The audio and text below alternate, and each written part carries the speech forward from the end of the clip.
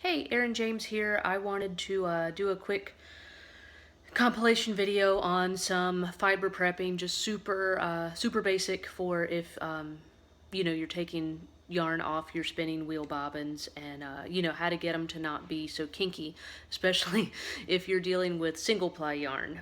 So anyhow, this is some really pretty. You can see it was a special order rose gold, and it is singles. So that's what I just finished spinning up, and it's merino. And I've got it, you can see on my Nitty Knotty here, and it's all stretched out. See my other video for how to do that. So hold on just a second. I will show you one of the two ways that I like to stretch out my, because singles especially, like there's so much twist built up in here that it looks like it's behaving now. But if you take it off this, it's gonna get all curly and crazy and not be fun to knit from. So anyway, What I like to do is if I just am doing one at a time, and especially if it's single ply, I will just leave it on my Nitty Knotty and then come to my sink and make sure that it is not hot water, so nice cool water. And I just will run it directly in the sink. And like so, this is what I do. It might not be the official thing you're supposed to do, but you know, it doesn't just get it good and damp and kind of shake out the excess into the sink. And it's easier with two hands. But nothing crazy. Just get it kind of damp, and then I will either go set it outside, or I will sit it right over here in my drying rack with my clean baby sippy cups, and usually it will stay better. Just sort of prop it up there on the wall, and then I let it dry. And then when you take it off, I'll do another little video showing how, it's much better behaved after that. You can also dry your yarn. I just wet it, and then you can put it on the back of, I love a lawn chair or a patio chair. And you can see it's just stretched out, and obviously your chair will be different, but this is great if I usually use this with 2-plied yarn, and if I have like a bunch to dry all at one time and it's sunny and not raining here in the Smoky Mountains. That's really, like I said, you can put a bunch out here at once instead of just like one at a time on the knitting. Hey everybody, I wanted to do add a little bit about, this is a skein. This is how a lot of yarns, hand spun or just nicer ones that you would buy at yarn shops usually come in. It's a good way to store yarn without it getting stretched or pulled or pressure points, but it is not good to knit from. So do not do what I did, which is try to just say, I'm gonna untie one of these ends and it'll work, right? It won't. It'll end up in a giant horrible mess, and you will cry.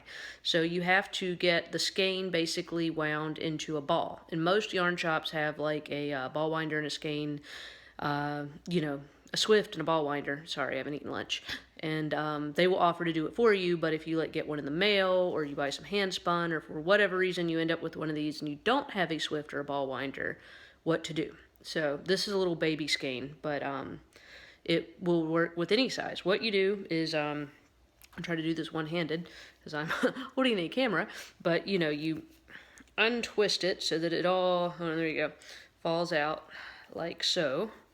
And hold on, now I'm going to try to flip the camera. Okay, hold so on. I've untwisted the skein and I have thrown it over the back of a chair. So then what you do is you find the ends. There should be 2 ends that are kind of tied together, and I'm just going to untie this end and then start winding it into a ball. So that's what's about to happen. We're back. I have untied both ends. There will be 2 ends that are tied to this, so untie both of them. And usually one of them will kind of unwind easier than the other, and that's just kind of the nature of the beast. So find the one that looks like it's going to cooperate the best, and what you're going to do is start winding it around. I do all mine in like an old school yarn ball, because I don't know, the middle pull balls, like they look all cool and they make like nice little cakes, but I don't know. I feel like they kind of implode on themselves unless you wind them from the outside, which you can definitely do. But anyway, I'm old school. I like the balls. I have no issue with it. So this is how to make just an old school ball of yarn, really quick and easy, without having to buy any additional anything or clamp anything to your table. So here you go. What you do, I just start winding it around my hand. It kind of pulls off the back of the chair, and then sometimes you have to, pull some around the chair. So you just keep, let the chair keep it from winding in on itself, and then, loop it over the top, if you need to pull more off. Which, this is, like I said, this one's so little you don't really have to do it. But I just wind it around my hand until it gets to a kind of a certain point, and then you kind of pull it off your hand, and you've got like a loop. And then I just make kind of like a cross, start going that way. And as you see, my fingers are still kind of, I'm still wrapping my fingers in here. And just kind of go that way for a while, and you can see it kind of pulling off the chair. And if it doesn't, like I said, with more yarn, you'll have to pull some kind of over the top. But keep wrapping it, and then when, you get it a certain way, just pull it off and then wrap it in the other direction. You just keep doing this, and then you kind of get it to where it's more of a ball. I usually kind of end up wrapping it around one of my thumbs, and then every once in a while I'll pull my thumb out and then wrap in that direction. And the more you do it, you end up with, you can see it coming off the chair.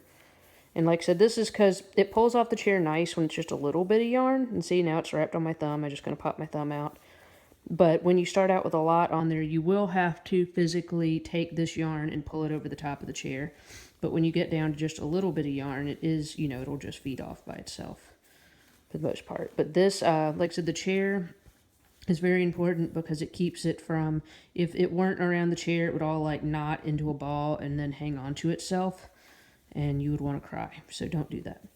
But wind and wind and wind. And then you end up with just a nice old-fashioned ball of yarn ready for a cat to bat around on the floor. But I like this is how I do all my balls of yarn. I said it doesn't offend me at all to not have it be like a fancy center pull. And I'm pretty thrifty, so I liked that I did not have to buy I do have a Swift because obviously I sell yarn, so I do this a lot. But I never did buy a ball winder. I just didn't feel like spending the money on it. And I like my just old-fashioned hand balls, so that's what I'm doing. And the kids are pretty fascinated with it, so as soon as they're big enough, that's going to be their official job. But I just wanted to let other people know, because if you're a beginning knitter, you can totally mess that up like I did in college. So I wish I'd known that.